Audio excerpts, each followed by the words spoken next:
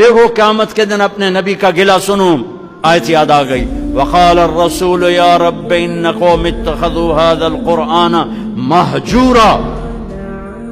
یا اللہ کیسے رحمت للعالمین نبی، کیسے رحمت للعالمین نبی کہ جب جہنم آئے گی اور ایک چنگاڑ مارے گی تو سارے نبی، سارے رسول، سارے فرشتے، سارے انسان، سارے اولیاء، سارے ابدال زمین پر گر کر کہیں گے نفسی نفسی.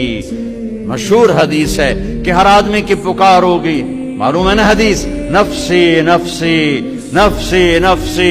ابراہیم علیہ السلام کہیں گے یا اللہ، کوئی کسی کا سوال نہیں کرتا، نفسی نفسی.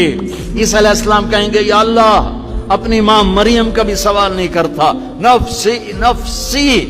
اس ہنگامہ نفسی نفسی میں تم ایک درد بھرا نوحہ سنو گے، ایک درد بھری فریاد سنو گے، آواز سنو گے جو عرش کو ہلا رہی ہوگی. یا رب امتی امتی، یا رب امتی امتی، یا رب امتی امتی. یا اللہ میری امت، یا اللہ میری امت. نظریں طواف کریں گی، یہ کون ہے امت کو یاد کرنے والا؟ یہ کون ہے؟ یہ کہاں سے آواز ہے؟ یہ درد بھری فریاد کہاں سے ہے؟ آواز کا تعاقب کرتے کرتے جب تمہاری نظریں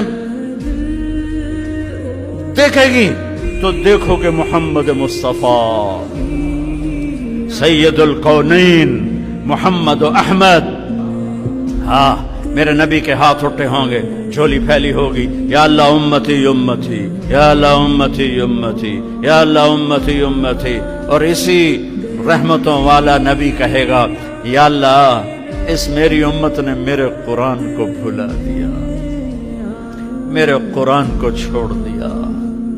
نظریہ پاکستان تو لا الہ الا اللہ تھا، نظریہ پاکستان محمد الرسول اللہ تھا، نظریہ پاکستان قرآن تھا، نظریہ پاکستان ملت اسلام تھی، نظریہ پاکستان امت محمد تھی، نہ کہ یہ فرقوں میں بٹے ہوئے گروہ.